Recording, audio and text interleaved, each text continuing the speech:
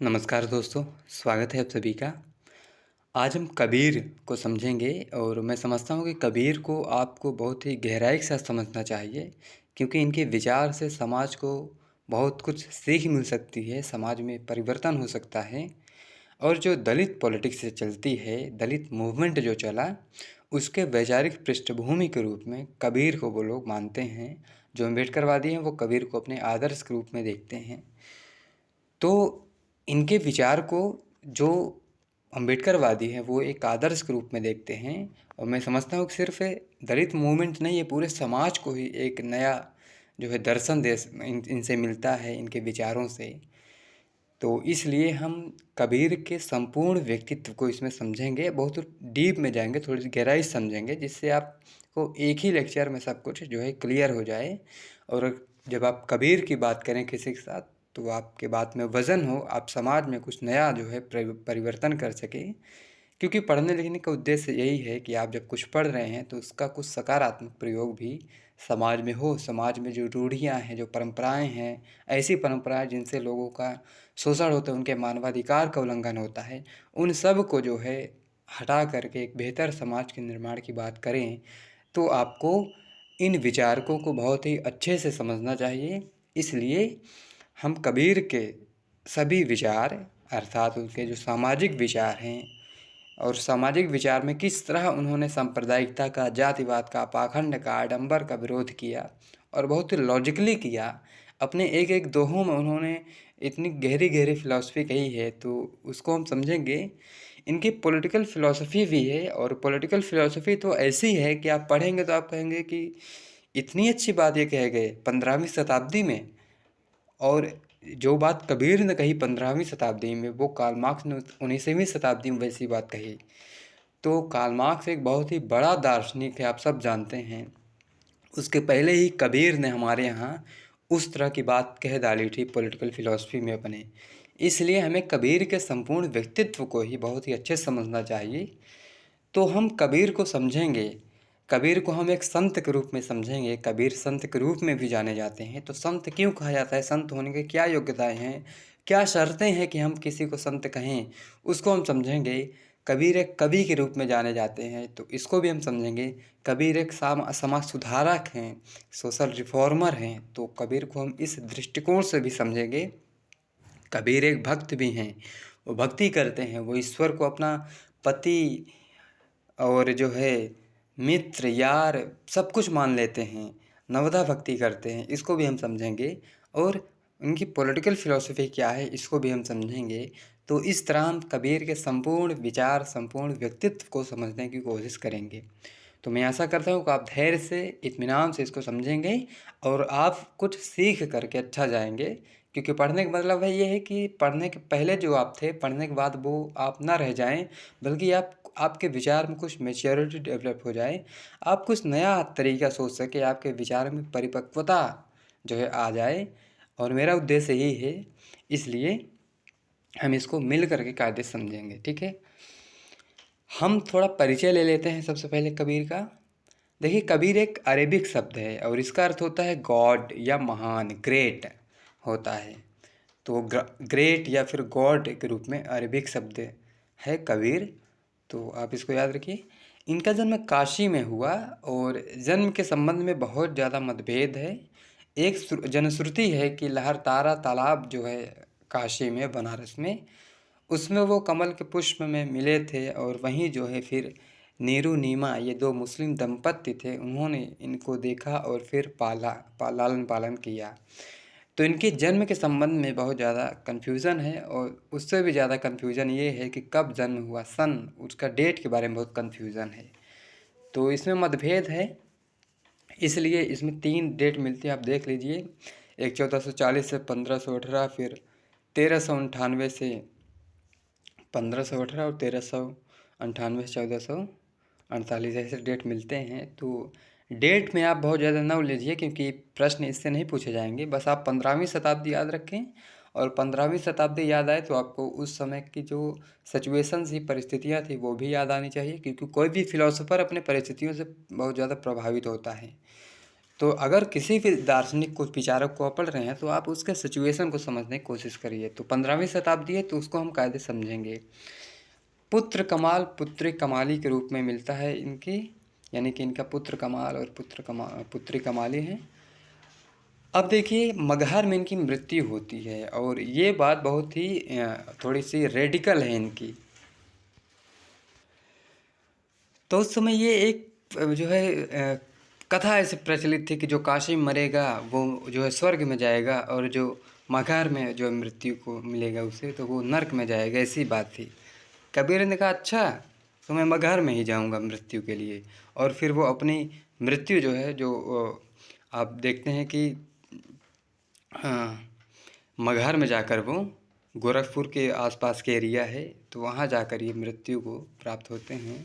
तो इन्होंने ये एक जो कथा प्रचलित थी उस कथा को इन्होंने तोड़ा, क्योंकि रेडिकल माइंडसेट के थे कबीर। कबीर का आईक्यू आप नापेंगे तो 200 प्लस पहुँचेगा। इस तरह के व्यक्ति थे, तो ये हम समझते हैं इनके संपूर्ण व्यक्तित्व को। तो कबीर ने इस मान्यता का जो है तोड़ा कि स्वर्ग नर्क ये सारी चीज़ को उन्होंने तोड़ दिया। कबीर निरक्षर थे, उन्होंने कभी भी लिखा नहीं कुछ, लेकिन वो जो उन्होंने बोला उसको जो है संकलित किया गया, कंपाइल किया गया। तो उनके जो ग्रंथ हैं वो इस तरह देखने को मिलते हैं। पहला ग्रंथावली है, ये बहुत फेमस है। आदि ग्रंथ, सर्वांगड़ी और पंचवाड़ी। उसके बाद बीजक है। बीजक और ग्रंथावली ये दो जो ग्रंथ हैं इनके बहुत ही फेमस है, प्रचलित हैं, तो इसको आप याद रखिए ज़रूर। जो बीजक है इसमें 3 पार्टों में साकी शबद रामायणी, तो इसको भी आपको याद रखना चाहिए। इनके रचनाओं में पंचमेल खिचड़ी भाषा मिलती है, तो कभी ये राजस्थानी बोलेंगे, कभी पंजाबी, कभी अवधी, तो कभी ब्रजभाषा। इस तरह की ये जो है यूज़ करते हैं भाषा का।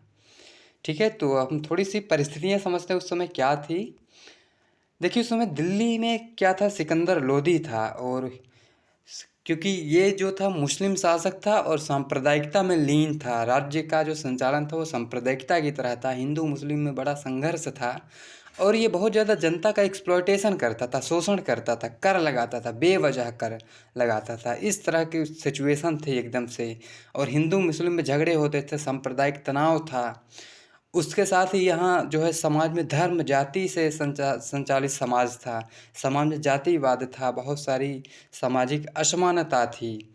इन सब को आपको देखना है तो भीष्म शाहिनी का एक नाटक है कबीरा खड़ा बाजार में, इसको आप ज़रूर देखिए। टीवी सीरियल में भी है, ये मिलेगा आपको, यूट्यूब पर मिल जाएगा, आप इसको ज़रूर देखिए। तो इसमें उस समय के सिचुएशन को आप समझ पाएंगे। उस समय सामंती युग था, यानी कि जो फ्यूडलिज्म था। और आप जानते हैं कि सामंतवाद कैसी व्यवस्था होती है। उसमें जो सामंत होता है वो गरीब मजदूरों का, किसानों का ज़बरदस्त शोषण करता है। अपने यहाँ तो जमींदारी व्यवस्था रही तो उसमें कैसा शोषण होता रहा है, साहूकारी व्यवस्था रही उसमें कैसे शोषण होता रहा है, आप सब देखना है तो मुंशी प्रेमचंद की रचना उपन्यास जो है गोदान, उसको आप देखिए। तो उसमें वो मिलता है कितनी जो है ब्याज पर ब्याज लगाते चले जाते हैं और गरीब आदमी अपने ब्याज चुकाने में ही पूरा जीवन उसका नष्ट हो जाता है। जो किसान है वो उसको खेत में ही अपना दम तोड़ना पड़ता है काम करते करते, इतना ज़्यादा शोषण होता है। तो सामंती युग है, शोषण हो रहा है, हिंदू मुस्लिम में कॉन्फ्लिक्ट है, जातीय असमानता है, बहुत सारा आडंबर है, धर्म में बहुत ज़्यादा आडंबर है, रूढ़िवाद है, बहुत ज़्यादा पाखंडवाद इसमें देखने को मिलता है, शास्त्रवाद है।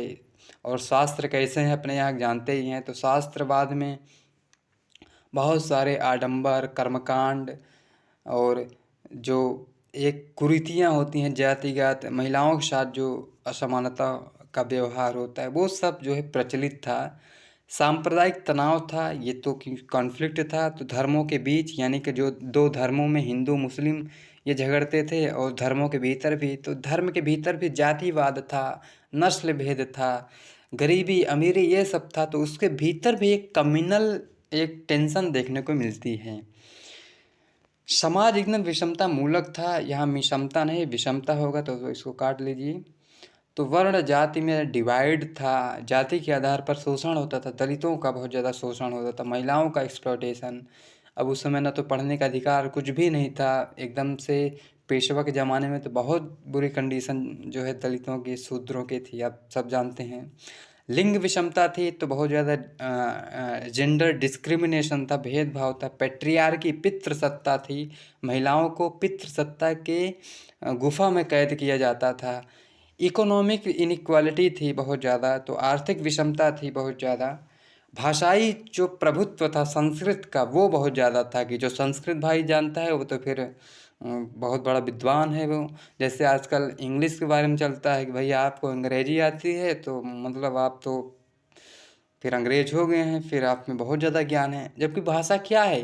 भाषा सिर्फ एक भाषा है भैया, है ना। संस्कृत सिर्फ एक भाषा है। कोई अगर टमाटो को टमाटर बोल रहा है, पोटैटो को आलू बोल रहा है, तो इसमें कुछ खास अंतर नहीं है भैया, है ना। क्यों क्यों क्यों नहीं अंतर है? क्योंकि वो सिर्फ एक लैंग्वेज है, और लैंग्वेज किसी को अंग्रेजी आती है तो ये मतलब थोड़ी है कि वो बहुत बड़ा ज्ञानी हो गया या बहुत बड़ी जो है उसमें उपलब्धि हासिल कर ली है। कुछ ऐसा नहीं हुआ है, सिर्फ उसको एक लैंग्वेज आती है।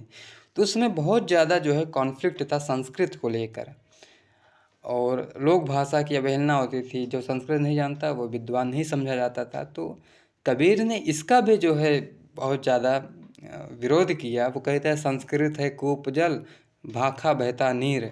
संस्कृत को कूप जल के समान है जो सड़ जाएगी, और भाखा क्या है? वो बहता नीर बहता है एकदम जैसे वैसे वो बहती चली जाएगी। कबीर इसका जो है आलोचना करते हैं। अब इन सारे सिचुएशन में कबीर का व्यक्तित्व कैसे बना, कैसे पर्सनालिटी डेवलप हुई कबीर की बनी? तो कबीर पढ़े लिखे नहीं थे, निरक्षर थे, और निरक्षर थे इसलिए उनमें सेल्फ कॉन्फिडेंस बहुत ज़्यादा था। आप देखते हैं, आप जैसे पढ़ते जाते हैं बहुत ज़्यादा तो आप में क्या होता है, सेल्फ कॉन्फिडेंस लूज़ होता है। आपको लगता है यार बहुत कुछ पढ़ना है, बहुत सारा ज्ञान लेना है, हमें तो कुछ अभी पता ही नहीं, इस तरह की चीज़ें आपको आती हैं। लेकिन जब आप नहीं पढ़ते बल्कि आप रेशनल हैं, चीज़ों को अच्छे से समझ पा रहे हैं अनुभव के आधार पर, तब आप में सेल्फ कॉन्फिडेंस बहुत ज़्यादा होता है। कबीर वैसे ही थे। कबीर में रेशनैलिटी बहुत ज़्यादा थी। इनका आईक्यू तो लगता है 200 प्लस होना होगा, है ना। इतना ज़्यादा ये रेशनल आदमी थे। अनुभव पर बल ये देते थे, शास्त्र को नहीं देते थे। कहते थे पोथी पढ़ पढ़ जग मुआ, पंडित भया न कोय, ढाई ढाई आकर प्रेम का, पढ़े सो पंडित होए।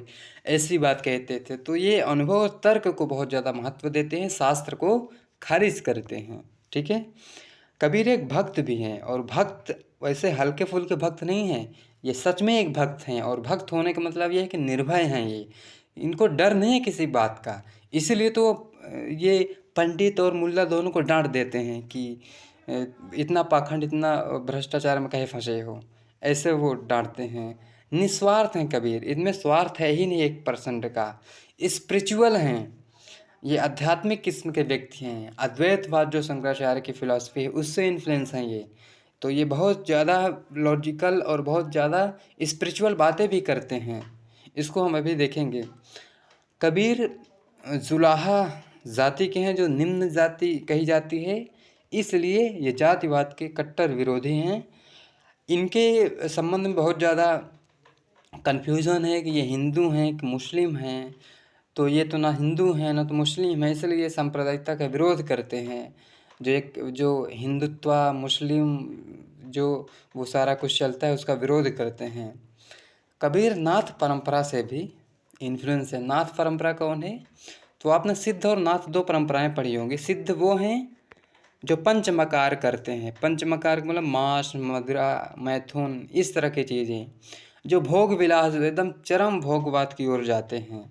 तो सिद्ध वो हैं। नाथ वो हैं जो आत्म संयम की बात करते हैं, जो मतलब क्योंकि स्त्रियों को देखते तक नहीं और मांस मदिरा इन सब से दूर रहते हैं, ऐसे लोग हैं।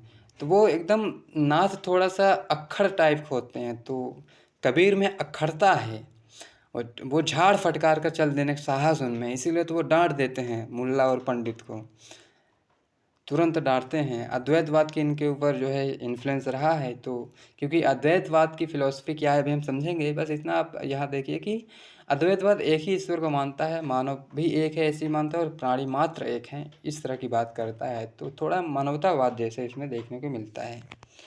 तो इन सब से जो इन्फ्लुएंस है, तो कबीर का व्यक्तित्व कैसे बन रहा है आप इमेजिन कर सकते हैं।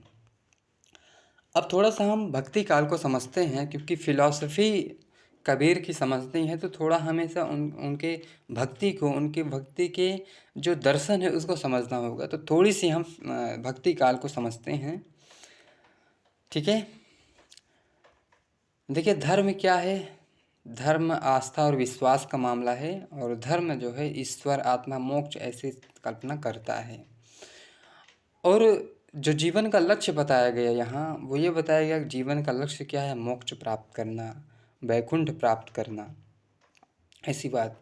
तो आस्था किसमें? ईश्वर में, आत्मा में, मोक्ष में धार्मिक लोग रखते हैं। जीवन का लक्ष्य मोक्ष है, ऐसी बात धर्म के लोग कहते हैं। तो क्योंकि जीवन का लक्ष्य मोक्ष है, वैकुंठ है, सांसारिकता से मुक्ति है, तो कैसे मिलेगा? ये कैसे मिलेगा? इसका साधन क्या है? तो इसके लिए साधना पद्धति का जो है देखा जाता है। तो साधना पद्धति मतलब जीवन के लक्ष्य को प्राप्त करने के लिए किया जाने वाला कार्य तरीका ही साधना पद्धति है। तो जीवन का लक्ष्य क्या है? मोक्ष। इसको करने वाला कार्य कितने हैं? 4 हैं। तो कौन कौन से हैं? अर्थात अगर आपको मोक्ष प्राप्त करना है तो 4 माध्यम हैं, 4 माध्यमों से आप मोक्ष प्राप्त कर सकते हैं। तो 4 माध्यम कौन से हैं? पहला है ज्ञान मार्ग, अर्थात आप ज्ञान के माध्यम से मोक्ष प्राप्त कर सकते हैं। ज्ञान के संबंध में एक ये है तितिक्षा। तितिक्षा का मतलब ये है कि सर्दी गर्मी सहने की शक्ति, उसको हम कहते हैं तितिक्षा। तो आप देखेंगे कि जो ज्ञान प्राप्त करता है, तो वो उसे न फिर, क्योंकि वो कंट्रोल करता है अपने बॉडी को, अपने मन को, और एक स्पिरिचुअल जो है की तरफ वो ले जाता है अपने माइंड को। तो तितिक्षा की बात जो है, इसमें शंकराचार्य की फिलॉसफी है। तो शंकराचार्य ज्ञान मार्ग के समर्थक है, ठीक है। तो वो कहते हैं ज्ञान के माध्यम से मोक्ष प्राप्त करेंगे। कबीर का भी इसका इन्फ्लुएंस है, तो अभी हम समझेंगे। देखिए, ज्ञान मार्ग एक कठिन रास्ता है, बोझिल है, ये हर एक व्यक्ति नहीं कर सकता। उसके लिए आपको बहुत फिलोसफिकल होना पड़ेगा, बहुत अनुशासित रहना पड़ेगा, और आम व्यक्ति ऐसा कर नहीं पाता। योग मार्ग दूसरा है। तो योग भी क्या है कि इसमें आपको प्राणायाम, आसन, ये सब करना होता है। जैसे कि योग दर्शन में ऐसा मिलता है पतंजलि के कि योगश्च चित्त वृत्त निरोधः। योग क्या करता है? चित्त की वृत्तियों का निरोध कर देता है। और चित्त का मतलब है कि आपका जो चेतन है, मन है, उसमें जो वृत्तियां हैं, गंदे विचार हैं, गंदी चीज़ें हैं, उसका निरोध करता है योग। और जैसे ही निरोध होता है, आपको मुक्ति मिल जाती है, आप समाधि में लीन हो जाते हैं। योग की फिलॉसफी ये है। तो योग दर्शन मतलब कि योग मार्ग भी, मतलब कि योग मार्ग से अगर हम मोक्ष प्राप्त करने जाएं तो ये भी कठिन लगता है, हर एक व्यक्ति नहीं कर पाता। अब देखिए, तीसरा है कर्म मार्ग, मतलब कि अनुष्ठान करना, उपवास रखना, यात्राएं करना, लंगर, कर्म कांड, ये सब करना कर्म कहलाता है। तो अब जब आपको उपवास, भाई आपको व्रत रहना है, व्रत रहकर आप मोक्ष प्राप्त कर सकते हैं, ऐसे धारणा है। अब ये कितना सही है कितना गलत है हम सब अभी देखेंगे, क्योंकि मोक्ष क्या है? ये तो एक काल्पनिक चीज़ें भी तो हो सकती हैं मोक्ष, तो इसकी आलोचना भी होती है। तो कर्म में क्या होता है? अनुष्ठान आप करिए, उपवास, यात्राएं करिए, आप धाम में यात्राएं करिए, आप वैष्णो देवी जाइए, आप जो है चित्रकूट जाइए, आप जितने भी धार्मिक आपके स्थल है वहाँ जाइए और मोक्ष प्राप्त करिए। लंगर, आप जो है भंडारा करिए, लंगर लगवाइए, गरीबों को जो है खिलाइए, इससे आपको मोक्ष मिल जाएगा। कर्मकांड, तिलक लगाइए, और जो है सारी जो कर्मकांडीय प्रथाएं होती है उसको मानिए। सोमवार को क्या करना चाहिए, मंगलवार को क्या करना चाहिए, ये सब कुछ मांगिए आप, मानिए, आपको मोक्ष मिल जाएगा। ऐसे सारे ये चीज़ें हैं। तो ये भी कठिन मार्ग है, क्योंकि आपको यात्रा करना तो पैसा लगेंगे, आपको अगर लंगर करना है तो उसके लिए भी पैसा लगेंगे, आपको यात्राएं में जाना है तो स्वास्थ्य भी अच्छा होना चाहिए, और बूढ़े लोग जा नहीं पाते फिर जल्दी। तो फिर अंतिम मार्ग आता है, वो होता है भक्ति। और भक्ति मार्ग सबसे सरल मार्ग है मोक्ष प्राप्त करने का।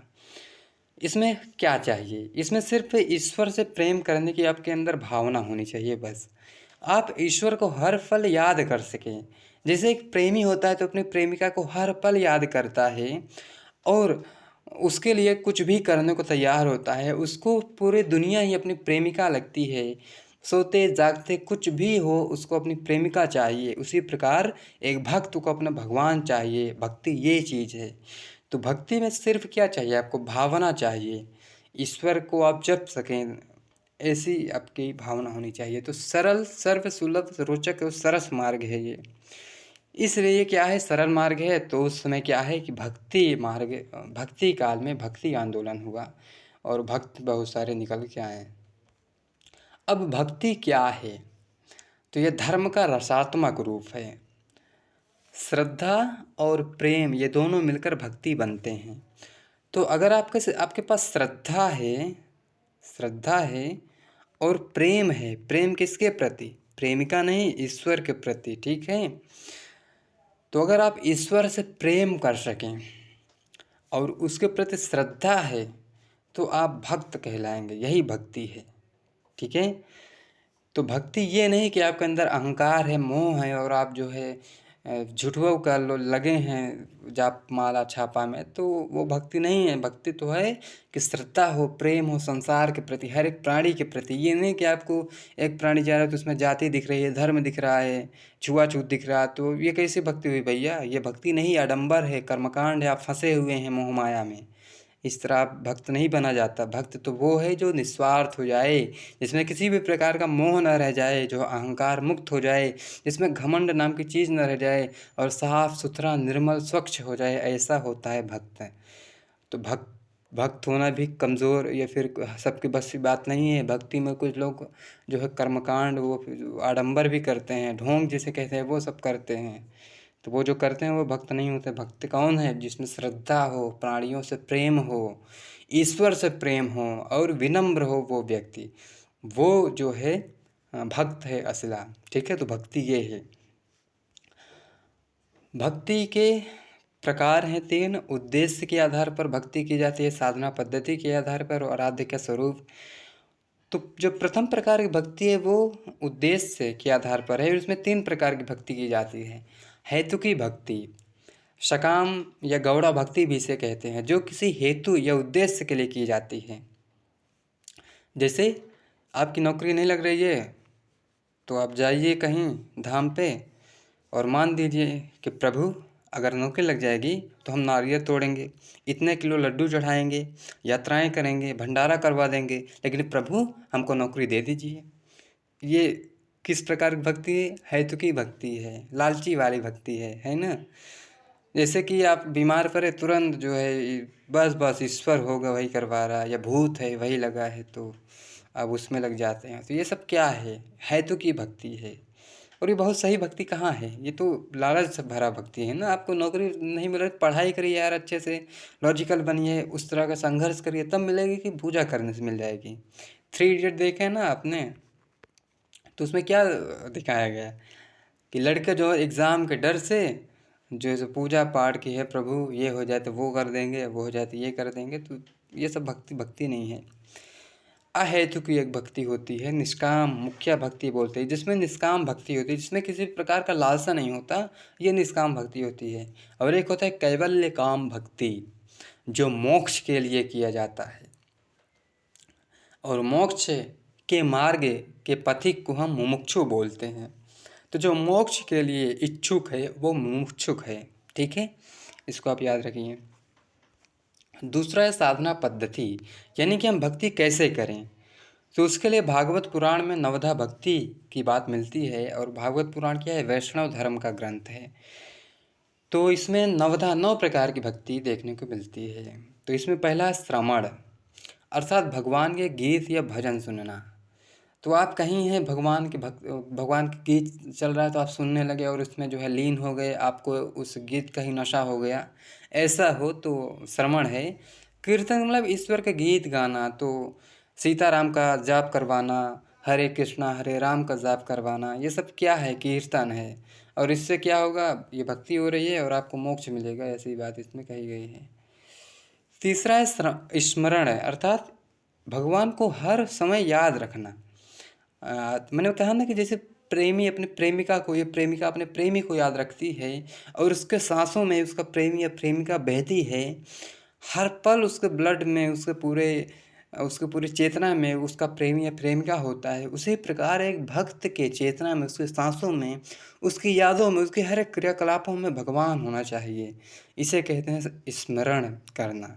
तो हर पल भगवान को याद करना, भगवान को अपना प्रेमी मान लेना कि ईश्वर से ही मुक्ति मिलेगी, वही मेरा प्रेमी है, मेरा सब कुछ वही है, मेरी अस्मिता, मेरा अस्तित्व जो है ईश्वर है और कुछ नहीं है, ऐसा मान लेना स्मरण है।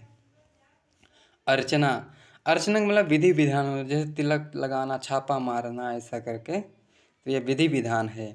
वंदना का मतलब होता है प्रार्थना करना, तो ईश्वर की प्रार्थना कराना। चरण सेवा, ईश्वर के चरण रज को माथे लगाना, है ना। तो आपने हनुमान चालीसा सुनी है, उसमें आप सुनते हैं ना कि जय हनुमान ज्ञान गुण सागर के पहले श्री गुरु चरण सरोज रज निज मन मुकुर सुधार। तो तो श्री अर्थात उसमें कहा गया है कि ईश्वर के चरण रज को मैं माथे पे लगा करके अपने मस्तिष्क को शुद्ध करके ईश्वर की या फिर भगवान की पूजा करने जा रहा हूँ, गुरु को ऐसा कहा गया है। तो ये सब क्या है? चरण सेवा है। सख्य अर्थात भगवान को अपना यार समझकर बात करना, ईश्वर को अपना प्रेमी मान लेना। तो कबीर, अभी हम देखेंगे कबीर के, तो वो कहते हैं ना कि तलफ़ै बिन बालम मोर जिया, तलफ़ै बिन बालम मोर जिया। बालम कौन है? ईश्वर है। तो उसके बिन मेरा जी जो है तड़फ रहा है, मैं बेचैन हूँ मेरे ईश्वर के लिए, ऐसी बात वो कहते हैं। आत्मनिवेदन अर्थात ईश्वर के सामने खुद को न्यौछावर कर देना। तो ये सारी चीज़ें किसमें? कबीर में देखने को मिलती है। वो कभी ईश्वर को अपना प्रेमी मान लेते हैं, कभी बहू कहते हैं खुद को, कि ईश्वर मोर पियू मैं हरि की बहुरिया, ऐसी बात करते हैं कि हरि मोर पियू मैं हरि की बहुरिया, ऐसी वो बात करते हैं। तो कबीर को हम समझेंगे भी। तीसरा है आराध्य का स्वरूप। हम क्या समझ रहे हैं? भक्ति के प्रकार, उसमें उद्देश्य के आधार पर हमने देखा 3 साधना पद्धति। मैंने अभी हमने जो है साधना पद्धति देखी, अब हम तीसरा देख रहे हैं आराध्य का स्वरूप। तो जिसको हम आराधना करते हैं या जिसकी पूजा करते हैं, जिसे हम ईश्वर कहते हैं, उसका स्वरूप क्या है, वो कैसा है, वो निर्गुण है कि सगुण है, इसकी बात की जाती है। तो निर्गुण का मतलब होता है जिसकी गुणों से व्याख्या ना हो सके, जो गुणातीत हो। अब ये गुण क्या होते हैं, इसको समझने के लिए हम सगुण को पहले समझते हैं। सगुण का मतलब जिसमें गुण है, ठीक है, तो जिसकी गुणों से व्याख्या हो सके, साकार ईश्वर। तो ईश्वर के गुण कौन कौन से हैं? तात्विक, एक है तात्विक गुण, दूसरा है नैतिक गुण। तात्विक यानी कि मेटाफिजिकल उसका गुण क्या है, तो यह है कि ईश्वर सर्वशक्तिमान है, सर्वशक्तिमान है ईश्वर, वह सर्वज्ञ है और सर्वव्यापक है। तो ईश्वर का ये गुण हुआ तात्विक। दूसरा नैतिक, ईश्वर दयालु है, न्याय प्रिय है, ऐसी बात की जाती है। अब थोड़ा अपना आप दिल संभालिए, और क्योंकि मैं इसकी आलोचना आप करूँगा, ईश्वर सर्वशक्तिमान है तो कैसे है, ठीक है। हमें थोड़ा क्रिटिकल व्यू से देखना चाहिए, हमें आलोचना भी समझनी चाहिए, ठीक है। क्योंकि भाई अगर ईश्वर सर्वशक्तिमान है, अगर वो सर्वज्ञ है और सर्वव्यापक है, सर्वव्यापक का मतलब क्या है कि कण कण में है। जब ईश्वर हर एक कण में है, कण कण में है, तो क्या जो मेरे बगल में नाली बह रही है, क्या उसमें भी ईश्वर है? क्या ईश्वर उन सभी गंदी चीज़ों में है जो इस पृथ्वी पर है? इससे तो ईश्वर खारिज हो जा रहा है। अब दूसरी बात यह है कि अगर कण कण में ईश्वर है, तो आपको दलितों में क्यों नहीं ईश्वर दिखता? क्यों आप उसके साथ अछूतपन का व्यवहार करते हैं? कबीर यही बात कहते हैं। इसीलिए वो सगुण ईश्वर को नहीं मानते, वो निर्गुण ईश्वर को मानते हैं।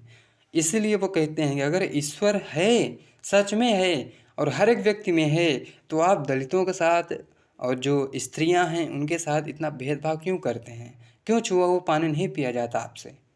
क्या वो छू लेते हैं तो आपके पानी में बैक्टीरिया, वायरस हो जाता है? तो कबीर इसका विरोध करते हैं, इसलिए वो निर्गुण को मानते हैं। आप कहते हैं ईश्वर सर्वज्ञ है, इसका मतलब ये है कि जो इस देश में जितने भी रेपिस्ट हैं, रेप कर देते हैं महिलाओं के साथ, इसका मतलब ये है कि ईश्वर सब कुछ जानता है और जब ईश्वर सब कुछ जानता है तो किसी की महिला के साथ कुछ अगर गलत हो रहा है तो यानी कि ईश्वर को पहले ही पता है, क्योंकि वो सर्वज्ञ है। और सर्वज्ञ का मतलब क्या है कि जो भूत भविष्य वर्तमान सब कुछ जानता है, तो भविष्य में क्या होगा ईश्वर जानता है। अब जब उसे पता है कि किसी महिला के साथ गलत होगा तो वो रोकता क्यों नहीं फिर? क्योंकि ईश्वर तो दयालु भी है, न्यायप्रिय भी है, तो वो दया उससे दिखानी चाहिए, लेकिन ईश्वर ऐसा करता नहीं है। क्यों नहीं करता वो? आप कहते हैं सर्वशक्तिमान भी है, तो भाई अगर सर्वशक्तिमान है तो वो कर सकता है वो सब जो आम व्यक्ति नहीं कर सकता, क्योंकि वो ईश्वर है। आप कहते हैं ईश्वर दयालु है, तो जो किसी के साथ अन्याय हो रहा तो वो फिर बोलता भी नहीं। आप कहते हैं न्याय प्रिय भी है वो, तो फिर ये बताइए न्याय प्रिय वो है तो उसने फिर समाज में इतनी विषमता क्यों बनाई? उसने क्यों समाज को इस तरह बनाया? इसका मतलब ये है कि ईश्वर न्यायप्रिय नहीं है। क्यों वो किसी को श्रेष्ठ किसी को निम्न बनाता है? क्यों वो किसी को दलित और किसी को ब्राह्मण बनाता है? ईश्वर अगर न्यायप्रिय होगा तो सबको समान बनाएगा। और क्योंकि ईश्वर ने अगर किसी को उच्च किसी को निम्न बनाया है, इसका मतलब ये है कि ईश्वर अन्यायी है। और अगर ईश्वर अन्यायी है तो फिर वो ईश्वर क्यों हुआ, कैसे हुआ? वो ईश्वर नहीं है फिर, क्योंकि ईश्वर तो न्यायी होता है और न्याय का मतलब है सबको समान बनाना चाहिए उसे। क्यों किसी के साथ वो भेदभाव करता है? तो इन सारे तर्कों से ईश्वर के अस्तित्व को खारिज करते हैं निर्गुण काव्य के द्वारा। वो नहीं मानते इनको। ठीक है, पुनर्जन्म की बात भी ऐसी ही है। तो हम सारी चीज़ें, क्योंकि कबीर की जब फिलॉसफी पढ़ते हैं तो सारी आडंबरों पर हमें तर्क करना होगा, चोट करना होगा। तो अगर चोट लग रही है तो आप उसमें अपने आप को जुड़ा हुआ महसूस कर रहे होंगे, जो गलत है। आपको भावनात्मक नहीं, रेशनल तरीके से सोचना चाहिए और एक बेहतर प्राणी की तरह, एक तार्किक प्राणी की तरह सोचना चाहिए। क्योंकि अगर आप तर्क कर रहे हैं तो तर्क करने की शक्ति भी तो ईश्वर ने आपको दी है। आप इसको देख रहे हैं, अगर सब कुछ ईश्वर ने बनाया और पत्ता पत्ता ईश्वर से चलता है, तो इसका मतलब ये है कि जो मैं सोच रहा हूँ वो मैं नहीं सोच रहा हूँ, वो ईश्वर मुझसे सोचवा रहा है। और मैं ईश्वर पर प्रश्न उठाऊँ, ईश्वर ये मुझको कह रहा है, इसलिए मैं ये प्रश्न उठा रहा हूँ। तो ये सारे प्रश्न इस तरीके से आपको सोचना चाहिए। ठीक है, तो सगुण को हम समझ गए कि ईश्वर क्या है, सर्वशक्तिमान है, सर्वज्ञ है, सर्वव्यापक है, दयालु है, न्यायप्रिय है। तो इसकी आलोचना भी होती है। इसीलिए ये लोग कहते हैं कि ईश्वर गुणों से परे है, वो ये गुणातीत है। ईश्वर का संसार और मनुष्य का संसार अलग है। ईश्वर का संसार यहाँ है, मनुष्य का संसार यहाँ है। हाँ, ईश्वर ने इसको बनाया है। ये जो संसार है ईश्वर का ही प्रतिबिंब है, लेकिन ईश्वर इन सब से ऊपर उठा हुआ है और उसने हमें सोचने की शक्ति दी है और अपने अनुसार व्यवस्थित हम जीवन जी सके, ऐसी बात ईश्वर ने कही है। निर्गुण काव्य की धारा, निर्गुण जो लोग हैं ऐसी बात करते हैं। तो इसलिए अब हम थोड़ी सी शंकराचार्य की फिलॉसफी को समझते हैं, क्योंकि जो इसका फिलोसफिकल बेस है निर्गुण काव्य धारा का, वो है अद्वैतवाद का। और सूफी और हठ योग, सांख्य और यही सब जो है फिलोसफिकल बैकग्राउंड है इसका। और इसी में है कबीर और जायसी, दो लोग आते हैं। तो थोड़ी सी हम समझते हैं शंकराचार्य की अद्वैतवाद की फिलॉसफी को। तो अद्वैत का मतलब होता है जो दो नहीं है अर्थात एक है। द्वैत का मतलब होता है दो, और अगर हम आ लगाते हैं इसका मतलब जो अद्वैत अर्थात जो दो नहीं है अर्थात एक है। और एक कौन है? ईश्वर है, परमात्मा है। ठीक है, तो शंकराचार्य का एक बहुत प्रसिद्ध कोटेशन है, ब्रह्म सत्यम जगत मिथ्या। जो ब्रह्म है वही सत्य है और ये जगत जो है मिथ्या है। और अब हम थोड़ी सी, क्योंकि शंकराचार्य के साथ हमें प्लेटो और हीगल को भी समझना चाहिए। प्लेटो क्या कहता है? प्लेटो कहता है कि reality is the shadow of idea, यानी कि जो ये यथार्थ है, जो दुनिया को दिख रही है, ये विचारों की प्रतिछाया मात्र है। और विचार का मतलब क्या है? विचार ही तो ईश्वर है, ऐसी बात वो करता है। तो विचार क्या है? हम विचार किसे कहते हैं? ये प्रश्न भी आता है फिर। तो किस विचार को अगर हम बहुत ही मूर्त रूप में थोड़ा समझने की कोशिश करें, क्योंकि विचार एक अमूर्त संकल्पना है। विचार का मतलब होता है जब आप किसी भौतिक चीज़ को देखते हैं अर्थात किसी उत्प्रेरक को देखते हैं, तो आपके मन में कुछ आपका जो मस्तिष्क है कुछ रिस्पॉन्स करता है, कुछ आउटपुट देता है और वही आउटपुट विचार होता है। तो प्लेटो कहता है कि जो ये कुर्सी कोई बनी है, तो कुर्सी बनाने का विचार जो है, ये कुर्सी शाश्वत है कि विचार? तो प्लेटो कहता है विचार शाश्वत है। विचार क्या है? कभी खत्म नहीं होता, बहुत प्योर है और उसी का एक रूप ईश्वर है, अर्थात ईश्वर के विचारों का रिफ्लेक्शन है ये दुनिया कुल मिलाकर। बस जैसे हम विचारों से कुर्सी बना देते हैं, क्योंकि कुर्सी बनाने का पहले हमारे मस्तिष्क में विचार आता है, फिर हम जो है कुर्सी बनाते हैं। उसी प्रकार ईश्वर क्या है? ईश्वर एक विचार है, उसका रिफ्लेक्शन है क्या? ये पूरी दुनिया, ये पूरी दुनिया उसका रिफ्लेक्शन है कुल मिलाकर।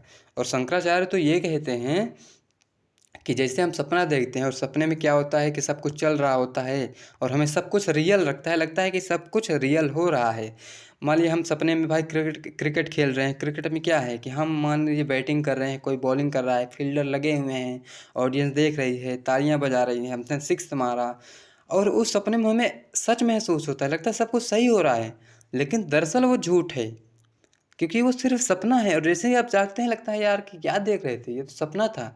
उसी प्रकार शंकराचार्य कहते हैं कि ईश्वर भी सपने के रूप में इस जगत को देख रहा है। हम जो पढ़ रहे हैं, पढ़ाई कर रहे हैं, ये सब हमें रियल लग रहा है, लेकिन रियल नहीं है। ईश्वर के सपने में हम हैं, हमें लग रहा है कि हम रियल हैं, नहीं, हम रियल नहीं हैं। ईश्वर जिस दिन जागा उस दिन सब कुछ खत्म हो जाएगा। क्योंकि जो ये क्रिकेट हो रहा था, क्रिकेट में हर एक व्यक्ति को लग रहा था कि वो रियल है, लेकिन वो रियल नहीं था, सपना टूटा और वो सब खत्म। वैसे ही ईश्वर भी जगत के रूप में सपना देख रहा है और जिस दिन वो जागा खत्म कहानी। यह है फिलॉसफी। तो सगुण निर्गुण दोनों को हम समझ गए। देखिए सगुण में क्या है, इनका जो फिलोसफिकल बैकग्राउंड है वो है वैष्णव वेदांत, शुद्धाद्वैतवाद, अद्वैतवाद, द्वैतवाद, भेदवाद, बहुत सारी चीज़ हैं। तो उसको हम डीप में यहाँ नहीं समझ रहे हैं। इसमें राम और कृष्ण है, दो आराध्य देवता आते हैं और राम की पूजा तुलसीदास करते हैं और कृष्ण की सूरदास। तो ये दोनों इन पर बहुत ज़्यादा लिखते हैं। ठीक है, अब हम थोड़ा संत कबीर को एक संत के रूप में देखते हैं। थोड़ा एक मिनट। तो देखिए संत क्या है? संत हिंदू समाज द्वारा दी गई एक पदवी है। संत होने की क्या शर्तें हैं? हम किसी को संत कब कहेंगे? तो संत होने की पहली शर्त है आध्यात्मिक होना। आध्यात्मिक होने का मतलब है इस सांसारिकता से ऊपर उठ जाना।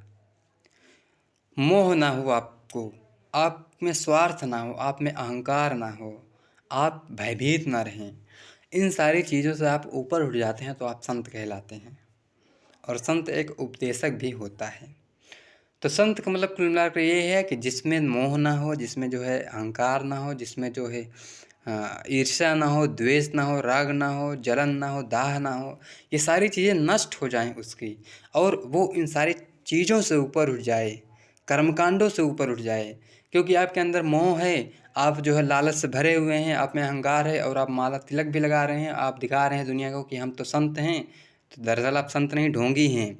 संत तो वो है जो इन सारे मोह माया, अहंकार, ईर्ष्या, भेदभाव, जातिगत मानसिकता से ऊपर उठकर मानव मात्र में मानवता को देखने लगे, वो संत है। इसलिए संत होना सबके बस की बात नहीं होती। तो संत कबीर हैं, वो सारी चीज़ों से ऊपर उठे हुए हैं। उनमें न तो मोह है, न तो उनमें दाह है, न तो उनमें ईर्ष्या है, न तो उनमें अहंकार है। वो सारी चीज़ों से ऊपर उठ चुके हैं। वो न तो जातिगत भेदभाव को महत्व देते हैं, स्त्री को समान मानते हैं। वो कहते हैं कि जो सांप्रदायिकता वो बुरी चीज़ है। वो गंदे विचारों से दूर रहने की बात करते हैं, अच्छा बोलने की बात करते हैं। ऐसी बानी बोलिए मन का आपा खोए, औलन को शीतल करे आपहु शीतल होए। बुरा जो देखत मैं चला, बुरा न मिलिया कोई। जो खुद को देखा मुझसे बुरा न कोई, ऐसा कुछ कहते हैं वो। तो ये सारी फिलॉसफी क्या है? ये सब पढ़ के लगता है कि कबीर इन सब से ऊपर उठ चुके हैं और असली में वो एक संत हैं। ठीक है, कवि के रूप में कबीर। अब हम थोड़ा कवि के रूप में कबीर को समझते हैं। तो कबीर कवि हैं, लेकिन वो सजग नहीं है, सहज हैं। सजग का मतलब उन्हें काव्य शास्त्र की जानकारी नहीं है भाई। आप ऐसा थोड़ी है कि वो रस सिद्धांत, छंद सिद्धांत, अलंकार के सारे रूप उन्हें पता हो, नहीं, वो उन्हें कुछ नहीं पता था। इसलिए वो सहज कवि हैं, लेकिन उनमें संवेदना है और गहरी संवेदना है। साहित्य का भाव है। साहित्य का मतलब समाज के हित का भाव है। वो समाज को अच्छा बनाना चाहते हैं। वो परंपराओं, आडंबरों और जो दिखावा है, जातिगत असमानता है, सांप्रदायिकता है, उन सब से ऊपर उठ कर के बात करते हैं और उन सबको हटा करके एक समता मूलक, एक आदर्श समाज की बात करते हैं। अभी हम जब उनकी पॉलिटिकल फिलॉसफी को देखेंगे तो वो बहुत ही अच्छे स्टेट की बात करते हैं, एक यूटोपियन स्टेट की बात करते हैं जिसमें ना तो जाति होगी, ना संप्रदाय होगा, ना तो धर्म होगा, बल्कि व्यक्ति क्या होगा, समान होगा और वो अच्छे से जीवन व्यतीत करेगा, ऐसी बात करते हैं। उनकी कविताओं में रमणीयता है, ठीक है, उनकी कविताओं में रमणीयता है। तो कबीर सजग नहीं, सहज कवि हैं। काव्य शास्त्री उनको जानकारी नहीं है, वो अज्ञे और इलाचंद जोशी जैसे नहीं हैं कि वो मनोविश्लेषणवाद पहले पढ़ेंगे फिर मनोविश्लेषणवादी कहानियाँ उपन्यास लिखेंगे, ऐसा कुछ नहीं है। वो इन सब को नहीं जानते, लेकिन उनकी जो संवेदना है बहुत गहरी है समाज के बारे में, और इसलिए उनकी कविताओं में दर्द है, समाज की पीड़ा है, वो सब कुछ उसमें दिखता है। शिल्प क्या है, तो सटीक शब्द, बहुत सटीक शब्द यूज़ करते हैं कबीर, है ना। और बिंब, प्रतीक, उपमान का प्रयोग बहुत ज़्यादा वो अच्छे से करते हैं। बकरी पाती खात है, मंदिर मस्जिद जोड़ के माने पाथर और सब जोड़ के मस्जिद लियो बना, ऐसी बात करते हैं। तो ये सब अभी हम देखेंगे। भाषा इनकी जो है बड़ी ही डिक्टेटर टाइप की है, तानाशाही भाषा है, वो बहुत ही प्रखर रूप में है। और इनकी भाषा पंचमेड़ खिचड़ी है, तो इसमें पंजाबी, राजस्थानी, खड़ी बोली, अवधी, पूर्वी, ब्रज भाषा सब कुछ मिक्स्ड है, ठीक है। तो ये ऐसी है इनकी भाषा। इनकी कविताएं अच्छी हैं, समाज के बारे में सूफियाना भाव में हैं। तलफ़ै बिन बालम मोरे जिया, ये सूफियाना भाव है, समाज के बारे में बहुत अच्छा लिखते हैं। तो कबीर ये हैं। कबीर एक भक्त के रूप में कैसे हैं, तो कबीर हठ योग और ज्ञान मार्ग के प्रभाव है उन पर, इसलिए वो उनका जो स्पिरिचुअल माइंडसेट है बहुत ही हाई लेवल का है। सांसारिकता में अरुचि है कबीर को, नहीं मतलब है जाति से, नहीं मतलब है मोह से, नहीं मतलब है अहंकार से, कुछ नहीं। उनको तो सिर्फ ईश्वर की भक्ति करनी है। वो ईश्वर को अपनी प्रेमिका मानते हैं, अपना पति मान लेते हैं। ऐसी कबीर की जो है संवेदना है भक्ति की। तो भक्त के रूप में वो बहुत ही अच्छे भक्त हैं और उनकी कविताओं में देखने को मिलता है निस्वार्थ हैं वो, उनमें किसी भी प्रकार का स्वार्थ नहीं है, अहंकार नहीं है, निर्भय हैं वो, बहुत ही सहज व्यक्ति हैं, संवेदनशील हैं समाज के प्रति, समाज के हर एक वर्ग के प्रति वो संवेदनशील हैं और उसे अच्छा जीवन मिल सके ऐसी बात वो करते हैं। तार्किकता के आधार पर प्रगतिशीलता उनमें है, उन्हें बहुत, क्योंकि उनकी फ़िलॉसफ़ी पढ़ के लगता है आज के लोग भी तो कहाँ ऐसी बात कर पाते हैं जैसे कबीर कह के चले गए। और कब, जब 15वीं शताब्दी थी, आज से 500 साल, 600 साल पहले की बात है ये, तो छोटी बात तो नहीं है ना। कबीर की फ़िलॉसफ़ी को या फिर उनके दर्शन को अगर आज भी समाज में अच्छे से यूज़ किया जाए तो समाज हमारा बहुत ही अच्छा बन जाएगा। लेकिन क्योंकि उनकी पॉलिटिकल फ़िलॉसफ़ी का रेफरेंस जो हमारे पॉलिटिकल लीडर हैं वो लेते नहीं हैं, हमारे समाज सुधारक जो भी आज जो सोशल एक्टिविस्ट हैं वो सब उसको यूज़ करते नहीं शायद, इसीलिए तो इतनी सारी अभी भी विडंबनाएँ हैं समाज में। तो उनकी फ़िलॉसफ़ी बहुत ही प्रोग्रेसिव है, रैशनैलिटी की बात करती है। भक्ति का दार्शनिक आधार क्या है, तो शंकराचार्य, हठ योग, उपनिषद, सूफी, जैन, ये सब है, ठीक है। और फिलोसफिकल आधार को हम समझ गए हैं। तो जैसे परमात्मा है उसने आत्मा को बनाया तो हर एक व्यक्ति में वो बसता है, ऐसी बात है। तो इसीलिए वो कहते हैं कि जो मृग है उसके अंदर ही कस्तूरी है लेकिन वो ढूंढ रहा है बाहर बाहर। तो आपके अंदर एक विचार है, आपके अंदर ईश्वर है, आप उसको सही से पहचानिए तो उस दिन, जिस दिन आप पहचान जाएंगे उस दिन आप मोक्ष प्राप्त कर लेंगे, ऐसी बात करते हैं। कबीर के राम, इसको हम समझते हैं थोड़ा सा।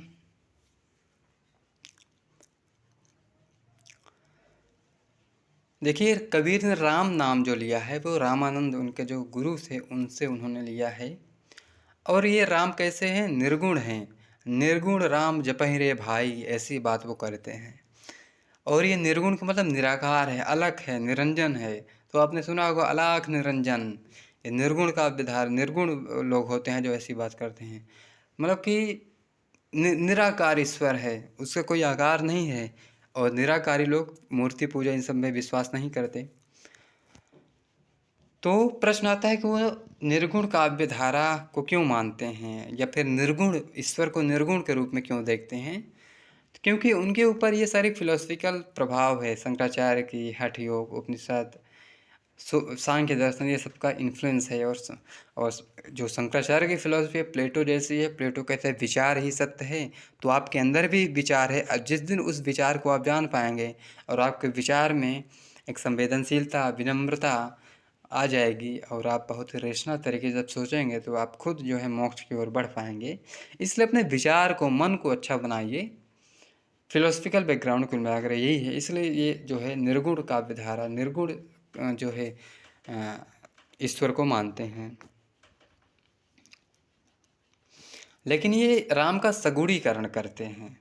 क्यों करते हैं? क्योंकि भावनाओं की अभिव्यक्ति हो सके। भाई, अगर आपको अपनी भावना को व्यक्त करना है तो कुछ तो माध्यम होना चाहिए ना। तो उसके लिए आपको एक मूर्त जो दिखता हो उसका जो है सहारा लेना पड़ता है। इसीलिए कबीर जो है राम का सगुणीकरण भी करते हैं। अब उनमें नवदा भक्ति है, वो नवदा भक्ति करते हैं। कहते हैं हरि मोर प्यू, मैं हरि हरि की बहुरिया। हरि मेरा प्यू है, प्रियतम है, और मैं हरि की बहुरिया हूँ। हरि जननी मैं बालक तोरा। हरि मेरी जननी है, मैं उसका बालक हूँ। ऐसी बात कबीर कहते हैं। कहते हैं कि मेरा मुझ में कुछ नहीं, जो कुछ है सो तोर। मेरा कुछ नहीं है मुझ में, जो कुछ है वो ईश्वर का है, परमात्मा का है। ऐसी बात जो है कबीर कहते हैं। तो मेरा क्या है? कुछ भी नहीं, ईश्वर है का है सब कुछ। तो ये दास्य भक्ति है। तलफय बिनु बालम मोर जिया, दिन नहीं चैन रात नहीं निंदिया। ये बात कबीर कहते हैं कि तलफय बिन बालम मोर जिया, बेचैन हैं वो, तलफ रहे हैं किसके बिना? अपने बालम के बिना। बालम कौन है? ईश्वर है। वो निर्गुण जो है ईश्वर है जिसकी वो कल्पना करते हैं या बात करते हैं। तो उसके बिना तलफ रहे हैं। दिन नहीं चैन, दिन को चैन नहीं है, रात को नींद नहीं है। वैसे ही जैसे एक प्रेमिका को जब प्रेम होता है, नया नया प्रेम हो 19-20 साल की उम्र में, तब देखिए क्या उसका मज़ा होता है। फिर लगता है कि क्या बताएं, बस मेरी प्रेमिका मेरे साथ हो और कोई ना हो, बस सारी दुनिया मैं ख़त्म कर दूंगा अपनी प्रेमिका के लिए, ऐसे भाव आते हैं फिर। तो ये जो एक बेचैनी होती है अपनी प्रेमिका के लिए, एक जो तलफ होता है, एक प्रेम होता है, वैसे ही कबीर भी अपने ईश्वर के लिए कर रहे हैं कि तलफ रहे हैं वो, कि बालम के बिना अर्थात ईश्वर के बिना वो तलफ रहे हैं। ऐसी बात वो करते हैं। कबीरा कूता राम का, या बीरा नहीं होगा, कबीरा होगा, तो यहाँ का आप कर लेंगे। तो कबीरा कूता राम का, मुतिया मेरा नाव। गले राम की जेवड़ी, जित खींचे तित जाओ। तो कबीर कहते हैं कि राम का मैं मैं राम का कूता हूँ, मुतिया मेरा नाव है, और मेरे गले में राम ने जेवड़ी लगा कर रखी है, जहाँ खींचेंगे मैं वहीं जाऊँगा। तो देख रहे हैं ये दास्य भक्ति कर रहे हैं। फिर कहते हैं कस्तूरी कुंडल बसे, मृग ढूंढे बनमाहि। ऐसे घटी राम हैं, दुनिया देखें जाए। तो कस्तूरी अर्थात जो मृग है उसके नाभि में ही कस्तूरी है, लेकिन वो भटक रहा है दुनिया में, ढूंढ रहा है कहाँ है, जबकि उसके अंदर ही है। उसी प्रकार ईश्वर आपके अंदर है, आपके विचार में है, आप उसको पहचानिए तो सही। आप कहाँ मंदिर मस्जिद में, कहाँ कर्मकांड में ढूंढ रहे हैं उसे, वो है आपके अंदर, आपके विचारों में है। आप उसे शुद्ध करिए, आप एक रेशनल व्यक्ति बनिए, आप एक तार्किक व्यक्ति बनिए। जिस दिन बन जाएंगे ईश्वर आपको मिल जाएगा। ऐसी बात कबीर कहते हैं। निंदक नियरे राखिए आपन, आपन कुटी बंधाई। बिन साबण पानी बिना, निर्मल करे सुभाए। तो आपका जो निंदक है, आप से जो ईर्ष्या करता है, कबीर कहते हैं कि उसको अपने पास रखिए, और पास ही नहीं अपने घर में उसकी कुटी बना लीजिए, उसको उसमें रखिए। क्यों रखिए? क्योंकि कहते हैं कि बिना साबुन और पानी के आपका हृदय धुलता रहेगा, क्योंकि आपका निंदक आपकी गलती निकालता है, आपको क्रिटिसाइज़ करता है और अपनी आलोचना जब आप सुनते हैं तो आप सच में देखते हैं क्या मैं ऐसा तो नहीं हो गया? और जैसे ही आप देखते हैं कि हाँ यार मैं ऐसा हो गया हूँ, तो तुरंत आप अपने आप को बदलते हैं और अच्छा व्यक्ति बनाने की कोशिश में लग जाते हैं। तो बिना पानी और साबुन के, बिना किसी भी प्रोडक्ट के आपका हृदय निर्मल हो जाएगा, धुल जाएगा। इसलिए निंदक रखिए, अपने कुटी बना लीजिए अपने आंगन में उसकी। ऐसी बात कबीर कहते हैं। अब हम देखते हैं कबीर समाज सुधारक के रूप में। तो कबीर का मूल दृष्टिकोण क्या है, इसको समझते हैं। तो कबीर क्या है, समाज के प्रति उनकी गहरी संवेदनशीलता है। बहुत ही संवेदनशीलता का मतलब होता है एक दूसरे के दुख को समझना। जैसे माँ होती है, माँ बहुत संवेदनशील होती है। वो अपने बेटों को, अपने बच्चों के दुख को बहुत अच्छे से समझ सकती है। पिता नहीं समझता, लेकिन मम्मी में बहुत ज़्यादा संवेदनशीलता होती है, आप देखते होंगे। इसलिए उनमें सिंपैथी होती है, उनमें बहुत ज़्यादा जो है परानुभूति होती है। वो अपने बच्चे के दर्द को महसूस करने लगती है। इसीलिए जब कोई बच्चा दर्द में होता है तो वो उसकी माँ जो होती है तुरंत जो है कुछ भी करने को तैयार होती है कि मेरा बच्चा ठीक हो जाए, किसी भी तरह ठीक हो जाए, बस मेरा बच्चा ठीक हो जाए। इतनी संवेदनशील माएँ होती हैं। कबीर भी उसी तरह के हो गए हैं और समाज के प्रति वो संवेदनशील हैं। कहते हैं कि सुखिया सब संसार है, खावे और सोवे, दुखिया दास कबीर है, जागे और रोवे। वो जाग रहा है, ये दुनिया देख रहा है, इसकी वास्तविकता देख रहा है, दुख देख रहा है, इसमें पीड़ा देख रहा है समाज की, इसलिए वो बेचैन है। वो दूसरे के दुख को देखकर परेशान है। वो जाग रहा है और रो रहा है, क्या करे वो। ऐसी बात कहते हैं। समाज को बेहतर बनाने का प्रचंड उत्साह व घर फूंक मस्ती है कबीर में। कहते हैं कि कबीरा खड़ा बाजार में लिए लुगाटी हाथ, जो घर फूंको आपने चलो हमारे साथ। कबीर कहते हैं कि कबीर खड़ा है बाजार में, जिसको अपना घर फूंकना हो चलो मेरे साथ। यहाँ घर फूंकने मतलब क्या है, वो नहीं जिसमें आप रहते हैं, वो घर जो आप में रहते हैं, वो घर फूंकने की बात कर रहे हैं। तो आप में कौन सा घर रहता है? आपके हृदय मन में एक घर है जिसमें कूड़ा कबाड़ा भरा हुआ है, अहंकार है, ईर्ष्या है, द्वेष है, राग है, जलन है, परेशानी है, दुख है। उसको अगर आपको जलाना है तो कबीर के साथ चलिए। कबीर ऐसी बात करते हैं। तर्क व अनुभव पर टिका हुआ उनका सुलझा हुआ नज़रिया है। तो कहते हैं कि तू कहता कागज़ की लेखी, मैं कहता आँखिन की देखी। तू कागज़ पर शास्त्रों में लिख कर बात कहता है और वो बात भी किसी काम की नहीं होती। देख, मैं आँख से देख कर के सारी चीज़ें देख रहा हूँ, कह रहा हूँ, और सारी चीज़ें बहुत सटीक कह रहा हूँ। तो वो शास्त्रवाद का विरोध करते हैं। मैं कहता सुलझावन हारी, तू राख्यो उलझाई रे। तो मैं सरल तरीके से आँखों से देख करके सरल बातें कहता हूँ, और तू काव्य शास्त्र पढ़ के, काव्य मतलब कि शास्त्रों को पढ़ कर, धर्मकांडों को पढ़ के तू लोगों को फालतू में उलझाए रखा है। तो ऐसी बात कबीर कहते हैं। कबीर कहते हैं कि पोथी पढ़ पढ़ जग मुआ, पंडित भया न कोई, ढाई आखर प्रेम का, पढ़े सो पंडित होय। तो पोथी पढ़ पढ़ के पूरा जग पंडित हो गया है, लेकिन किसी काम की पंडिताई नहीं है उनकी। ढाई आखर प्रेम का पढ़ लीजिए तो फिर क्या होगा? ढाई अक्षर प्रेम का, पढ़े सो पंडित होए। ढाई अक्षर प्रेम ही आपको क्या कर सकता है? पंडित बना देगा। जब आप प्रत्येक दूसरे मनुष्य से प्रेम करेंगे, उसके साथ जाति के नाम पे, धर्म के नाम पे, उसके साथ लिंग के नाम पे, आर्थिक स्थिति के आधार पे, नस्ल के आधार पर भेदभाव नहीं करेंगे, बल्कि उसके हृदय में ईश्वर देखेंगे, प्रेम को देखेंगे, तब आप पंडित सच में होंगे, तब आप ज्ञानी होंगे। नहीं तो पोथी पढ़ के कोई ज्ञानी हो जाए। कबीर कहते हैं कि जग पढ़ लिया लेकिन ज्ञानी कोई नहीं हो पाया। अब देखिए ये इतना खतरनाक उनका दृष्टिकोण है, तो वो फिर सामाजिक विषमताओं को सहेंगे? बिल्कुल उस पर चोट करते हैं। तो कहते हैं कि जाति न पूछो साधु की, पूछ लीजिए ज्ञान, मोल करो तलवार का, पड़ा रहन दो म्यान। किसी भी व्यक्ति की जाति ना पूछो, उसका क्या पूछ लो? ज्ञान। ज्ञान से पहचान करो, कर्म से पहचान करो लोगों की, उसकी जाति से पहचान करना बेवकूफ़ी है। वैसे ही जैसे आपको तलवार से मतलब है यार, म्यान किस धर्म का है, वो कौन सा लकड़ी का है कि लोहे का है कि सोने का है, क्या मतलब है उससे।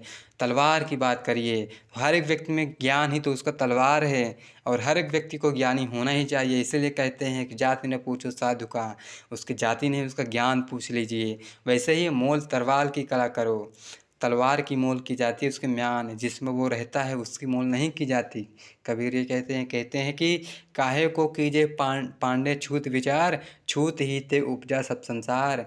जिस चीज़ के लिए छूत करते हो, छूतपन का व्यवहार करते हो, उसी से तो सारा संसार उपजा है। कहते हैं हमरे कैसे लोहू को, तुम्हारे कैसे दूध, तुम कैसे ब्राह्मण पांडे, हम कैसे सूद।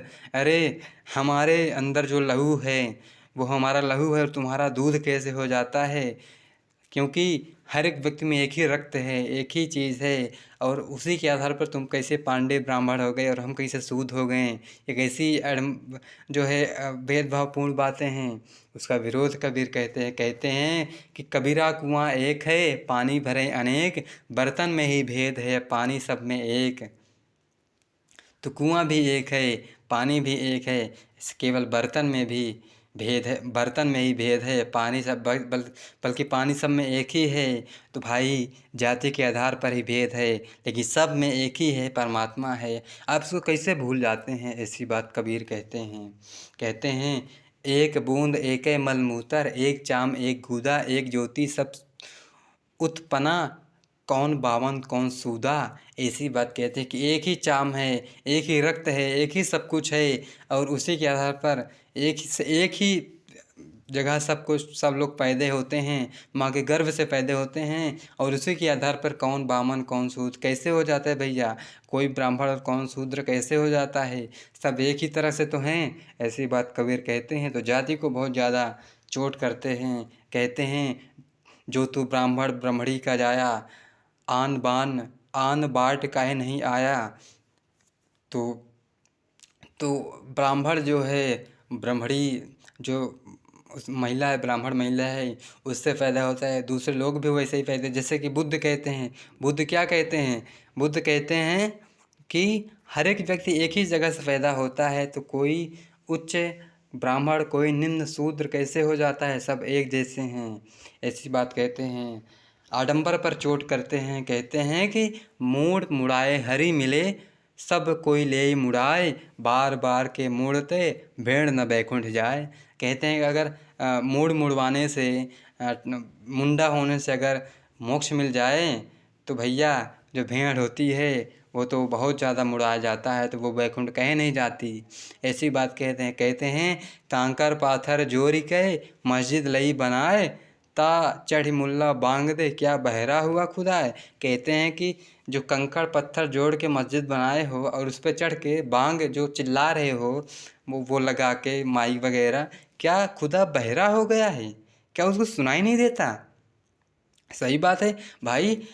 भाई ईश्वर ने सब कुछ जब बनाया, इस पृथ्वी को बनाया, संसार बनाया, हर एक व्यक्ति को बनाया, भाषा भी उसने बनाई, तो उसके लिए इतना सारा प्रोपेगेंडा क्यों करता। वो आपके अंदर है, उसको चिल्लाने से थोड़ी मिल जाएगा। अपने अंदर उसको स्मरण रखिए, चिल्लाने से कुछ नहीं मिलेगा। वो सिर्फ पाखंड है, आडंबर है, उससे ऊपर उठिए। इसलिए कबीर कहते हैं कि ईश्वर ने सब कुछ बनाया है, हमें भी बनाया, तो बीच में एक किसी एजेंट की ज़रूरत क्यों है कुछ करवाने के लिए। हमें अगर कथा सुनना है तो कथा सुनने के लिए पंडित ही क्यों होना चाहिए, क्यों एजेंट होना चाहिए यार, किसी काम का एजेंट नहीं। क्योंकि ईश्वर ने सब कुछ बनाया, मुझे भी बनाया, तो मेरी बात उसे क्यों नहीं समझ में आ रही है। मैं जब प्रार्थना करूँगा तो उसे क्यों नहीं समझ में आएगी, और प्रार्थना उसे संस्कृत में ही क्यों चाहिए, उसे हिंदी में क्यों नहीं चाहिए। हिंदी भी तो उसने बनाई होगी, तो हिंदी में उसे क्यों नहीं चाहिए। उसे विशेष प्रकार का संस्कृत ही क्यों अच्छा लगता है, उसे एजेंट क्यों चाहिए बीच में यार। ऐसी बात कहते हैं। तो कहते हैं कि क्या बहरा खुदा हो गया है, यानी कि खुदा बहरा हो गया जो उसे बांग देकर बुला रहे हो।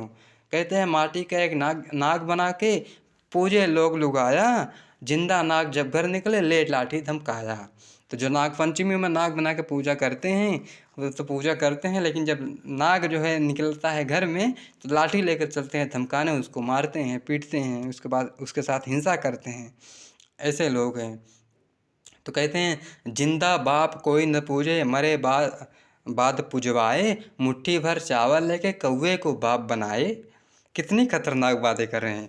कहते हैं कि जिंदा जब बाप है तो उसका पूजा नहीं करते, और जब मरने के बाद क्या करते हैं कि ब्राह्मण भोज करवाते हैं, फिर कौवे को जो है पितृ पक्ष में जो है कौवे को भोजन देते हैं, और ब्राह्मण जो श्राद्ध पता नहीं क्या क्या करवाते हैं।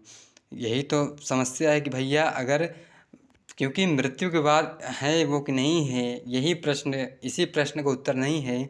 जिंदा भर तो उनके मानवाधिकार को खा लिए आप, और आप जब वो मृत्यु को प्राप्त हो गए तो आप ढोंग आप कर रहे हैं, आप दिखावा कर रहे हैं कि हम अपने बाप को बहुत ज़्यादा प्रेम करते हैं। कुछ नहीं करते, आप पाखंडी हैं, और ऐसे पाखंडियों को तो बहुत ज़्यादा कबीर डांटते हैं, समझ लीजिए। तो ये बात लॉजिकल भी है कि भाई देखो, आप समस्या ये बात है कि जो मृत्यु के बाद जो ब्राह्मण लोग करते हैं सिस्टम, ब्राह्मण भोज, या फिर वो क्या एक शब्द है उसके लिए याद नहीं आ रहा है, श्राद्ध पिंडदान जो भी कह लीजिए। तो पिंडदान के लिए किसी भी ब्राह्मण की आवश्यकता क्यों है, एक बीच में एजेंट क्यों चाहिए भाई? अगर मतलब अगर मेरा पिता स्वर्ग या फिर कहीं भी है मृत्यु के बाद, अब उसे मेरी बात पहुंचानी है वहां तक, तो बीच में एक एजेंट क्यों चाहिए भाई? मैं यहाँ हूँ, बीच में ये एजेंट मेरी बात क्यों ले जाए? क्या डायरेक्ट मैं नहीं पहुँचा सकता? अगर वो आत्मा के रूप हैं, क्योंकि आत्मा भी तो परमात्मा का अंश है, तो परमात्मा मेरी बात क्यों नहीं समझ पाता? मैं उससे प्रार्थना कर रहा हूँ कि मेरे बाप को ये सब दो, तो वो क्या नहीं ले जा सकता? बीच में एक एजेंट की ज़रूरत क्यों है भाई? ये जो एजेंट होते हैं इनसे बोलो ना कि अच्छा जो पकवान होता है, भोजन होता है, वो हमारे बाप तक पहुंचाते हो, तो ये बताइए कि हम फर्स्ट फ्लोर में रख रहे हैं खाना, आप जो है सेकंड फ्लोर में पहुंचा कर दिखाइए, तब देखते हैं कैसे पहुंचा कर दिखाते हैं। कुछ नहीं, ये आडंबर है, और कबीर इसी को कहते हैं कि क्या बकवास लगा के रखे हों। देखिए, कबीर ब्राह्मणों का विरोध नहीं करते, ब्राह्मणवाद के विरोधी हैं पक्के, बहुत खतरनाक तरीके से उनके आडंबर का विरोध कर रहे हैं। ब्राह्मणवाद एक डोमिनेंस ऑफ कल्चर है, एक असमानता भरा व्यवहार है, एक डिस्क्रिमिनेशन, जातीय भेदभाव, राजनीतिक सत्ता के लिए बनाया गया पाखंड है, इसका विरोध करते हैं कबीर, ठीक है, ब्राह्मणों का नहीं। तो ब्राह्मणवाद क्या है, इसी की बात हम समझ रहे हैं। बुद्ध ने भी विरोध किया, कबीर कर रहे हैं, अभी आएंगे जो है रैदास, तो वो भी करेंगे, ज्योतिबा फूले वो भी करते हैं, पेरियार वो भी करते हैं, अंबेडकर, जितने भी लॉजिकल लोग हैं सब ब्राह्मणवाद का विरोध करके एक समता मूलक समाज की बात करते हैं। अब देखिए, सांप्रदायिकता का विरोध करते हैं।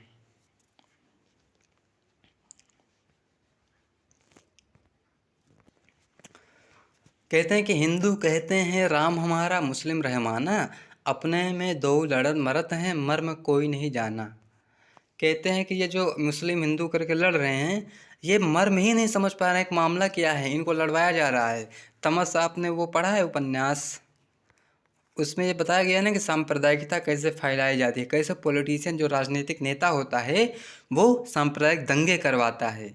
और इसी बात को कबीर कहते हैं कि मर्म कोई नहीं समझ रहा है क्या मामला चल रहा है। सब कहते हैं कि हिंदू हमारा है, मुस्लिम रहमान हमारा है, और उसके आधार पर फिर लड़ते हैं, जबकि ईश्वर तो एक है, उसके नाम अनेक केवल हैं। ईश्वर तो आपके अंदर है, आपकी आत्मा में है, उसको झांक के देखिए तो कम से कम। ऐसी बात कबीर कहते हैं। भाषाई अभिजात का विरोध करते हैं, वो कहते हैं संस्कृत है कूप जल, भाका बहता नीर। क्योंकि जो कहते हैं कि भाई जिसको जो संस्कृत बोल लेता है वो तो भाई ज्ञानी हो गया। तो संस्कृत सिर्फ एक भाषा है, उसको बोल लेने मात्र से कोई ज्ञानी नहीं हो जाता। ज्ञानी तो वो होता है जिसका विचार अच्छा है, जो तार्किक ढंग से सोचता है, मानव मात्र को वो मनुष्य के रूप में देखता है, हर एक व्यक्ति गरिमा का सम्मान करता है, वो है अच्छा व्यक्ति। वो नहीं जो थोड़ा सा अंग्रेजी बोल ले, थोड़ा संस्कृत बोल ले और ज्ञानी बन जाए, चाहे वो मानवता का ही हनन कर दे दूसरे लोगों को, वो ज्ञानी नहीं होता। इसीलिए कहते हैं कि जो भाका है वो बहता नीर है, संस्कृत कूप जल है जो सड़ के ख़त्म हो जाएगी, ऐसी बात कहते हैं। भोग विलास की मानसिकता का विरोध और जीवन की सहजता पर बल देते हैं। वो उपभोक्तावाद जो कंज्यूमरिज्म है उसका विरोध करते हैं। वो कहते हैं कि साईं उतना दीजिए जितना जा मैं कुटुंब संभाए, मैं भी भूखा ना रहूं साधु न भूखा जाए। तो हे ईश्वर, हे साईं, मुझे उतना दीजिए कि मैं भी भूख ना रहूं, और मेरे नातेदारी रिश्तेदारी से या मेरा कोई मित्र आ जाए, मेरे घर में कोई भी अतिथि आ जाए तो वो भी भूखा ना जाए, बस इतना हमको दीजिए।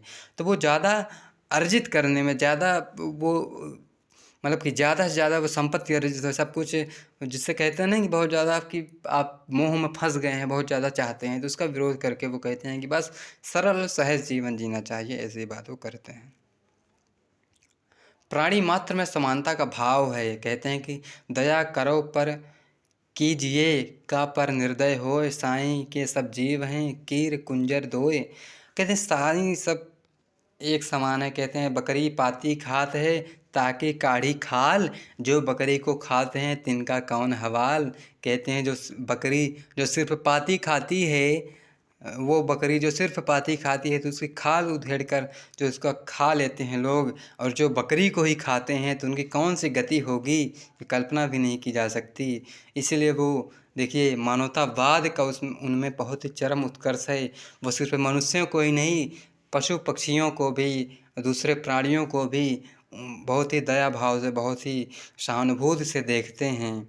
इसलिए वो कहते हैं मूर्ति पूजा का विरोध करते हैं। वो कहते हैं कि पाथर पूजे हरि मिले तो मैं पूजूं पहाड़, ताकि पूजा कोई न करे जाके पीस खाए सब संसार। तो कहते हैं कि जो जाति पहले जाति होती थी ना, जात बोलते हैं उसे, तो उससे पीस करके जो है गेहूँ चावल पीसा जाता था, उससे सब खाते थे। तो कबीर कहते हैं क्योंकि 15वीं शताब्दी के समय उसमें जात का यूज़ हो रहा है, तो कबीर कहते हैं कि पाथर पूजे हरी मिल जाए तो मैं भाई पहाड़ को पूजूंगा, मुझे एक दिन में ही हरी मिल जाएगा। फिर पत्थर पूजने हरी उरी नहीं मिलता, उसकी पूजा तो आप नहीं करते जिससे पीस कर आप खाते हैं। उस जात की पूजा वही तो पत्थर है, उसकी पूजा कहीं नहीं करते हो। गाय के लिए उस तो मूर्ति पूजा का विरोध करते हैं। कहते हैं कि ये पाखंड है, आडंबर है, इससे ईश्वर मिल जाए ऐसा कुछ नहीं होगा। तो कबीर को देख रहे हैं कितने कितने खतरनाक लेवल पर जाकर बात कर रहे हैं। राजनीतिक विचारक के रूप में कबीर। अब हम इनकी पॉलिटिकल फिलॉसफी, जो राजनीतिक चिंतन है, वो देखते हैं। तत्कालीन राजा तथा प्रशासन के शोषण की आलोचना करते हैं। टैक्सेशन जो लगाया जाता था उसका उन्होंने विरोध किया। जो शोषण होता था, सांप्रदायिकता थी, उन सब का वो विरोध करते हैं और विरोध करके अपना एक राज्य, एक आदर्श राज्य की बात करते हैं, जिसे वो बेगमपुरा बोलते हैं। तो बेगमपुरा इसको याद रखिए क्योंकि एग्ज़ाम में डायरेक्ट ही पूछेगा। तो बेगमपुरा नामक काल्पनिक आदर्श राज्य का विचार वो देते हैं, जिसे आइडियल स्टेट या यूटोपिया बोला जाता है। ठीक है। अब इस राज्य में क्या होगा, कैसी राज्य होगा, ये कैसा समाज होगा। तो इस समाज में कुल मिलाकर ये समाज है, जो बेगमपुरा है, ये एक समाज है। और ये कैसा समाज होगा, इसमें निर्णय लेने की समान भागीदारी सबकी होगी। ये लोकतंत्र जैसा होगा। तो इसमें राजा, क्योंकि मोनार्की का विरोध करते हैं कबीर, कहते हैं राजतंत्र बुरी चीज़ है, इसमें शोषण होता है, टैक्स लगाता है, वो अपने मनमानीपन का व्यवहार करता है राजा। तो उसका वो विरोध करते हैं। कहते हैं कि समाज के बारे में, क्योंकि समाज के लोगों के बारे में निर्णय होगा, तो क्योंकि लोगों के बारे में निर्णय है तो लोगों की समान भागीदारी होनी चाहिए। तो वो भागीदारी की बात करते हैं और इसीलिए वो इक्वालिटी की बात करते हैं। और इक्वालिटी के सोशल, पॉलिटिकल और इकोनॉमिक सब इक्वालिटी की बात करते हैं कि राजनीतिक समानता हो, आर्थिक समानता हो, धार्मिक समानता, इस तरह की समानता की वो बात करते हैं। उनका जो आदर्श समाज है ऐसा है, उसमें सब लोग समान रूप से भागीदारी होंगे।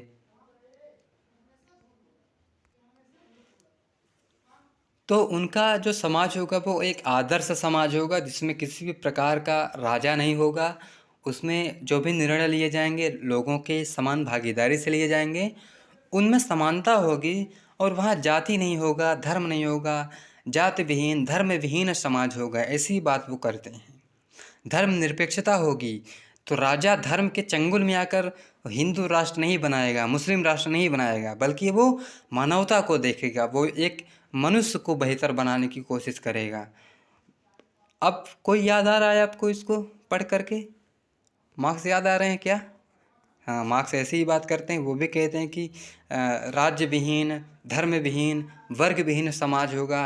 कबीर भी वैसे ही बात कर रहे हैं। तो कबीर के विचार कितने प्रोग्रेसिव हैं आप देख रहे हैं।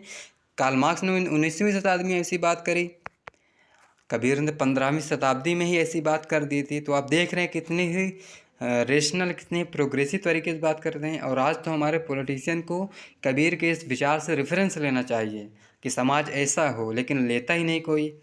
अब देख रहे हैं, किसी भी प्रकार का शोषण नहीं होगा। ये बहुत ही अच्छी लाइन है, किसी भी प्रकार का, ना तो सामाजिक, ना तो राजनीतिक, ना तो आर्थिक, ना तो सांस्कृतिक, ना तो धार्मिक, किसी भी प्रकार का शोषण नहीं होगा। व्यक्ति की गरिमा का शोषण नहीं होगा कि हम व्यक्ति की गरिमा को ही छीन लिए जाति के नाम पे, धर्म के नाम पे, लिंग के नाम पे, वर्ग के नाम पे। ऐसा नहीं होगा। हर एक व्यक्ति क्या करेगा, बेहतर तरीके से रहेगा। ऐसे समाज की बात वो करते हैं। वहाँ राजतंत्र नहीं होगा, लोगों की भागीदारी होगी।